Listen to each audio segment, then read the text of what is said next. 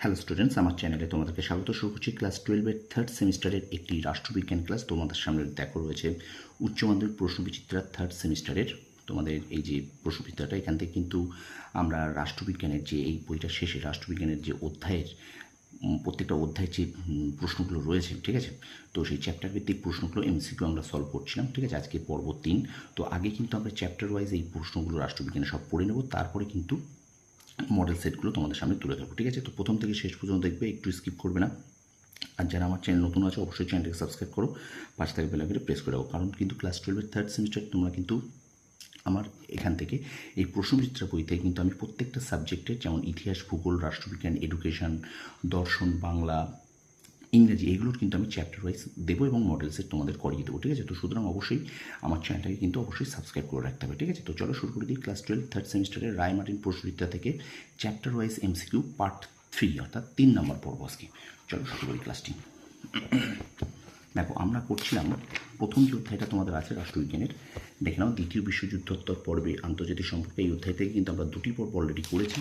আজকে কিন্তু আমরা করব 3 নম্বর ক্লাস, ঠিক আছে। তো এখান থেকে হবে, ঠিক আছে। তো দেখো, বলছে নিচের অসম্পূর্ণ 4টি সঠিক বিকল্প দ্বারা পূর্ণ করো। দেখো এখানে প্রত্যেকটার ফুল ফর্ম দেওয়া আছে। তো এই যে সিয়াটোর ফুল ফর্ম কী হবে? এই যে সিয়াটোর full form South East Asian Treaty Organization, ঠিক আছে, এটা হবে। আচ্ছা, তারপর দেখো বার্লিন অবরোধ সোভিয়েত ইউনিয়ন করে, সোভিয়েত ইউনিয়ন। আচ্ছা, দ্বিমেরুকতার উদ্ভব হয় দ্বিতীয় বিশ্বযুদ্ধের পর, ওয়ার্স প্যাক্ট, এটা কিন্তু 1955 সালে। তেহরান সম্মেলন অনুষ্ঠিত হয়েছিল 2012 সালে। আন্তর্জাতিক রাজনীতিতে দ্বিমেরুকরণের উদ্ভব সময়কাল 1945 খ্রিস্টাব্দের দ্বিতীয় বিশ্বযুদ্ধের অবসানের পর, ঠিক আছে। আচ্ছা, প্রথম বিশ্বযুদ্ধ শুরু হয়েছিল 1914 সালের 28 জুলাই।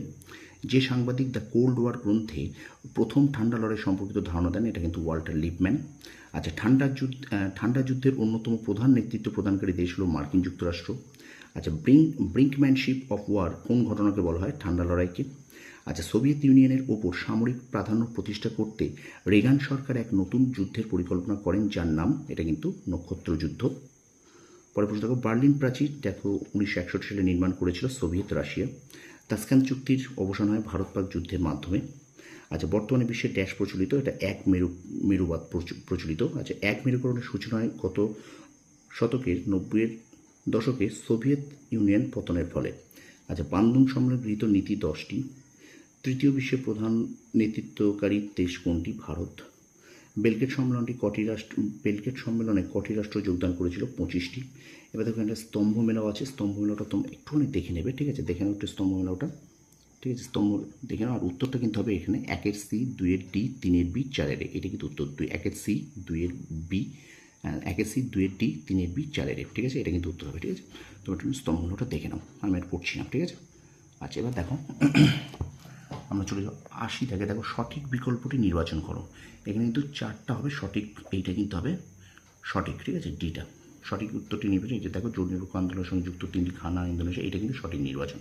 ওকে, তারপর দেখো ঠান্ডা লড়াইকে গরম যুদ্ধ বা হট ওয়ার বলেছেন ফ্রিডম্যান।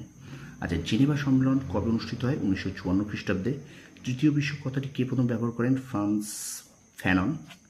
আচ্ছা, সোভিয়েত ইউনিয়ন কোন বছর আণবিক বোমা আবিষ্কার করে? 1949 সালে। 1949 সালে সোভিয়েত ইউনিয়ন কোন বছর আণবিক বোমা আবিষ্কার করে? 1949 সালে। আচ্ছা, সাম্যবাদ প্রতিরোধের নীতি গ্রহণ করে ট্রুম্যান। দাঁতাত হলো একটি প্রক্রিয়া। দাঁতাতের সময়কাল ছিল 1962 থেকে 1973 খ্রিস্টাব্দ পর্যন্ত। মিশরের জোট নিরপেক্ষ আন্দোলনের অন্যতম নেতা হলেন নাসের। জোট নিরপেক্ষ আন্দোলন ন্যামের 18তম সম্মেলন অনুষ্ঠিত হয় 2019 সালে। এবং আজকের ক্লাসের শেষ প্রশ্ন দেখো, বান্দুং সম্মেলনে এশিয়া ও আফ্রিকার কটি দেশ অংশগ্রহণ করেছিল? এটা হবে 29টি দেশ, ঠিক আছে। তো এই পর্যন্ত থাকলো আজকে 3 নম্বর ক্লাসটি। তো ভিডিওটা ভালো লাগলে অবশ্যই লাইক, কমেন্ট, শেয়ার করবে, আর বন্ধুদের মাঝে বেশি বেশি করে শেয়ার করে দেবে, ঠিক আছে। আর আমার চ্যানেল নতুন হলে অবশ্যই চ্যানেলটা সাবস্ক্রাইব করো, পাশে থাকবে বেল আইকনটি প্রেস করে রাখো। তোমরা সফল হও, তোমাদের সাফল্য কামনা করি। ধন্যবাদ।